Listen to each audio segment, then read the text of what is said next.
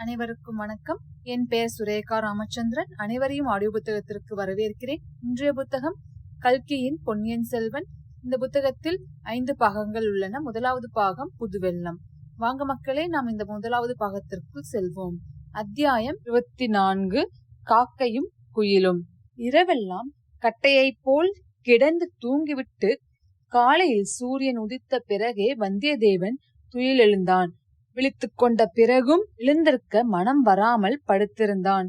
மேலை காற்று விற்றென்று வீச மரஞ்செடிகளின் கிளைகளும் இலைகளும் ஒன்றோடு ஒன்று உராய்ந்து ஜோ என்ற சத்தத்தை உண்டாக்கி கொண்டிருந்தன. அந்த ஸ்ருதிக் இணங்க ஓர் இளம் பிள்ளையின் இனிய குரல் சுந்தரமூர்த்தி சுவாமிகளின் தேவார பாடலை பண்ணுடன் பாடியது. பொன்னார் மேனியனி புலித்தோலை அரை கசைத்து மின்னார் செஞ்சடை மேல் மிளிர்கொன்றை அணிந்தவனே. இதை கேட்ட வந்தியத்தேவன் கண்ணை விழித்து பார்த்தான். அவனுக்கெதிரே பூந்தோட்டத்தில் கொன்றை மரங்கள் சரஞ்சரமாக பொன் மலர்களை தொங்கவிட்டு கொண்டு காட்சி அளித்தன. சேந்தன் அமுதன் ஒரு கையில் குடலையையும் இன்னொரு கையில் அலகையும் வைத்துக் கொண்டு வாயினால் பாடிக்கொண்டே கொன்றை மலர்களை பறித்து கொண்டிருந்தான். அதிகாலையிலே எழுந்து ஸ்நானம் செய்து திருநீர் புனைந்திருந்த சேந்தன் அமுதன் சிவபக்தனாகிய மார்கண்டனைப் போல் தோன்றினான். இப்படி இனிமையாகவும் அழகாகவும் பாடும் பிள்ளையின் குரலை கேட்க அவனுடைய அன்னை கொடுத்து வைக்கவில்லையே என்ற எண்ணத்துடன் வந்தியத்தேவன் எழுந்தான். அமுதனைப் போல் தானும் பூந்தோட்டம் வளர்த்து சிவகைங்கரியம் செய்து கொண்டு ஏன் ஆனந்தமாய் காலங்கழிக்க கூடாது? இதற்காக கையில் வாளும் வேலும் ஏந்தி கொண்டு ஊராக அலைய வேண்டும்? எந்த நேரமும் பிறரை கொல்லுவதற்கும் பிறரால் கொல்லப்படுவதற்கும் ஆயத்தமாக ஏன் தெரிய வேண்டும்? அத்தகைய எண்ணங்கள் அவன் மனதில் உதித்தன. ஆனால் சிறிய நேரத்தில் மனம் மாறியது. சேந்தன் அமுதனைப் போல் உலகில் எல்லாருமே பக்தர்களாயிருந்து விடுவார்களா?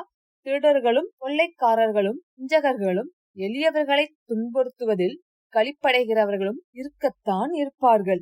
இவர்களையெல்லாம் அடக்கி நியாயத்தையும் தர்மத்தையும் நிலைநாட்ட அரசாங்கம் வேண்டும். இவர்களுக்கு ஆபத்து வராமல் பாதுகாக்க வேளக்காரர் படைகளும் வேண்டும். தன்னை போல் அரசர்களுக்கு ஓலை கொண்டு போகவும் ஆட்கள் வேண்டும். ஆம், இன்று சுந்தர சோழ சக்கரவர்த்தியை பார்த்தே தீர வேண்டும். பெரிய பழுவேட்டையர் திரும்பி வருவதற்குள் சக்கரவர்த்தியை பார்த்தால்தான் பார்த்தது. அவர் வந்து விட்டால் அது சாத்தியமில்லாமலே போகலாம். பூந்தோட்டத்துக்கு பக்கத்திலே இருந்த தாமரை குளத்தில் குளித்து விட்டு வந்த வல்லவராயன் ஆடை ஆபரணங்கள் அணிந்து தன்னை நன்றாக அலங்கரித்துக் கொண்டான். சக்கரவர்த்தியை தரிசனம் செய்ய போகும் போது சாதாரணமாக போகலாமா? இதற்காகத்தான் அலங்கரித்துக் கொண்டானா? அல்லது பழுவூர் இளையராணியை அன்று மீண்டும் பார்க்க போகிறோம் என்கிற எண்ணமும் அவன் மனதிற்குள் இருந்ததா என்று நாம் சொல்ல முடியாது. காலை உணவுக்கு பிறகு சேந்தன் அமுதன் உச்சி வேளை பூஜை கைங்கரியத்துக்காக பூங்குடலையுடன் கிளம்ப வந்தியத்தேவன் சக்கரவர்த்தியின் தரிசனத்துக்காக புறப்பட்டான். இருவரும் நடந்தே சென்றார்கள். கோட்டைக்குள் குதிரையை கொண்டு போக வேண்டாம் என்று வல்லவராயன் முன்னமேயே தீர்மானித்திருந்தான். குதிரை நன்றாக இளைப்பாற அவகாசம் கொடுப்பது அவசியம். சீக்கிரத்தில் அக்குதிரையைத்தான் துரித பிரயாணத்துக்கு உபயோகப்படுத்த வேண்டி வரலாம். யார் கண்டது? எப்படியானாலும் அது இங்கே இருப்பதுதான் நல்லது. கோட்டை வாசல் போய் சேரும் வரையில் அமுதனுடன் பேச்சு கொடுத்து இன்னும் சில விவரங்களை தெரிந்து கொண்டான்.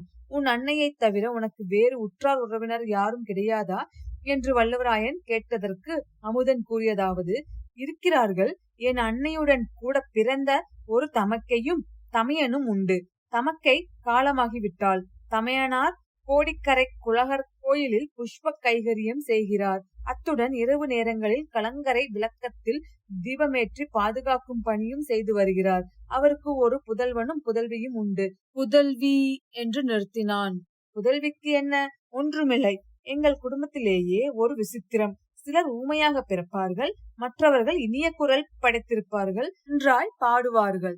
உன் மாமனின் மகள் ஊமை இல்லையே என்றான் வந்தியத்தேவன். இல்லை இல்லை, அப்படியானால் நன்றாய் பாடக்கூடியவள் என்று சொல். உன்னை காட்டிலும் நன்றாய் பாடுவாளா? அழகாயிருக்கிறது உங்கள் கேள்வி. குயில் காக்கையை விட நன்றாய் பாடுமா என்று கேட்பது போலிருக்கிறது. பூங்குழலி பாடினால் சமுத்திர ராஜா அலை எறிந்து ஓசை செய்வதை நிறுத்திவிட்டு அமைதியாக கேட்பார். ஆடு மாடுகளும் காட்டு மிருகங்களும் மெய் மறந்து நிற்கும். மாமன் மகளின் பெயர் பூங்குழலியா? அழகான பெயர். பெயர் மட்டும்தானா அழகு? அவளும் அழகியாகத்தான் இருக்க வேண்டும். இல்லாவிட்டால் நீ இவ்வளவு பரவசமடைவாயா? மானும் மயிலும் அவளிடம் அழகுக்கு பிச்சை கேட்க வேண்டும். ரதியும் இந்திராணியும் அவளைப் போல் அழகியாவதற்கு பல ஜென்மங்கள் தவம் செய்ய வேண்டும். சேந்தன் அமுதனுடைய உள்ளம் சிவபக்தியிலேயே பூர்ணமாக ஈடுபடவில்லை என்பதை வள்ளுவராயன் கண்டு கொண்டான். அப்படியானால் உனக்கு தகுந்த மணப்பெண் என்று சொல். மாமன் மகள் ஆகையால் முறை பொண்ணு கூடத்தானே. கல்யாணம் எப்போது என்று கேட்டான் வந்தியத்தேவன். எனக்கு தகுந்தவள் என்று ஒரு நாளும் சொல்ல மாட்டேன். நான் அவளுக்கு எவ்விதத்திலும் தகுதி இல்லாதவன். பழைய நாட்களைப் போல பூங்குழலிக்கு சுயம்வரம் வைத்தால் 56 தேசத்து ராஜாக்களும் வந்து போட்டி போடுவார்கள். தமயந்தியை மணந்து கொள்வதற்கு வான் உலகத்திலிருந்தும் தேவர்கள் வந்தது போல் வந்தாலும் வருவார்கள். ஆனால் இந்த கலியுகத்தில் அவ்விதமெல்லாம் ஒருவேளை நடவாது. அப்படியானால் உன்னை மணந்து கொள்ள அவள் விரும்பினாலும் நீ மறுத்து விடுவாய் என்று சொல். நன்றாயிருக்கிறது. இறைவன் முன்னால் தோன்றி நீ சுந்தரமூர்த்தியைப் போல் இந்த உடம்போடு கைலாசத்துக்கு வருகிறாயா அல்லது பூலோகத்திலிருந்து பூங்குழலியுடன் வாழ்கிறாயா என்று கேட்டால் பூங்குழலியுடன் வாழ்கிறேன் என்றுதான் சொல்வேன். ஆனால் நான் சொல்லி என்ன பயன்? ஏன் பயனில்லை? உனக்கு சம்மதமாயிருக்கும் போது அநேகமாக கல்யாணமானது போலதானே. எல்லாரும் பெண்களை கேட்டு கொண்டுதானே கல்யாணம் செய்கிறார்கள். உதாரணத்துக்கு பெரிய பழுவேட்டியர் 65 வயதுக்கு மேல் கல்யாணம் செய்து கொண்டிருக்கிறாரே. ராணியின் சம்மதத்தின் பேரிலா திருமணம் நடந்திருக்கும்? அண்ணா, அது பெரிய இடத்து சமாச்சாரம். நாம் ஏன் அதை பற்றி பேச வேண்டும்? முக்கியமாக உங்களுக்கு எச்சரிக்கை செய்கிறேன். நீங்கள் கோட்டைக்குள் போகிறீர்கள். கோட்டைக்குள் பழுவேட்டியர்களை பற்றி எதுவும் பேச வேண்டாம். பேசினால் ஆபத்து வரும். ஏது தம்பி, ஒரே அடியாக பயமுறுத்துகிறாயே? உண்மையைத்தான் சொல்கிறேன். மெய்யாக 2 பழுவேட்டியர்களும் தான் இப்போது சோழ சாம்ராஜ்யத்தையே ஆளுகிறார்கள். அவர்களுடைய அதிகாரத்துக்கு விஞ்சிய அதிகாரம் வேறு கிடையாது. சக்கரவர்த்திக்கு கூடவா அவர்களை விட அதிகாரம் இல்லை? சக்கரவர்த்தி நோய்வாய்ப்பட்டு கிடக்கிறார். பழுவூர்காரர்கள் போட்ட கோட்டை அவர் தாண்டுவதும் இல்லை என்று ஜனங்கள் சொல்கிறார்கள். அவருடைய சொந்த புதல்வர்களுடைய பேச்சு கூட காதில் ஏறுவதில்லை என்கிறார்கள். அப்படியா சமாச்சாரம்? பழுவேட்டியர்களுடைய செல்வாக்கு உபாரமாய்த்தான் இருக்க வேண்டும். 2 வருஷத்துக்கு முன்னால் அவர்களுக்கு இத்தனை செல்வாக்கு இல்லை அல்லவா? இல்லை. அதிலும் சக்கரவர்த்தி தஞ்சைக்கு வந்த பிறகு பழுவேட்டியர்களுடைய அதிகாரம் எல்லையில்லாமல் போய்விட்டது. அவர்களை தட்டி பேசுவதற்கே யாரும் கிடையாது. அனிருத்த பிரம்மராயர் கூட வெறுப்படைந்ததுதான் பாண்டிய நாட்டுக்கு போய்விட்டார் என்று கேள்வி. பழையாறையிலிருந்து சக்கரவர்த்தி தஞ்சாவூருக்கு எதற்காக வந்தார்? உனக்கு தெரியுமா தம்பி? நான் கேள்விப்பட்டதை சொல்கிறேன். 3 வருஷத்துக்கு முந்தி பாண்டியன் போரில் மாண்டான். அச்சமயம் சோழர் படைகள் பாண்டிய நாட்டில் சில கொடூரங்களை செய்ததாக கேள்வி. யுத்தம் என்றால் இப்படித்தானே? மதுரை சோழ ராஜ்யத்துக்கு உட்பட்டு விட்டது. ஆனால் வீரபாண்டியனுக்கு அந்தரங்கமான சிலர் எப்படியாவது பழிக்கு பழி வாங்குவதென்று சபதம் எடுத்துக்கொண்டு சதி செய்கிறார்களாம். பழையாறையில் மன்னர் இருந்தால் அவரை பாதுகாக்க முடியாது என்றுதான் அவரை பழுவேட்டியர்கள் தஞ்சைக்கு அழைத்து வந்து விட்டார்கள். இங்கே கோட்டையும் வலி உள்ளது. காட்டுக்கு காவலும் அதிகம். அதோடு சக்கரவர்த்தியின் உடம்பு நலத்துக்கு பழையாறை காட்டிலும் தஞ்சாவூர் நல்லது என்று வைத்தியர்கள் சொன்னார்கள். சுந்தர சோழரின் உடம்பை பற்றி எல்லோரும் சொல்கிறார்கள். ஆனால் என்ன நோய் என்று மட்டும் யாருக்கும் தெரியவில்லை.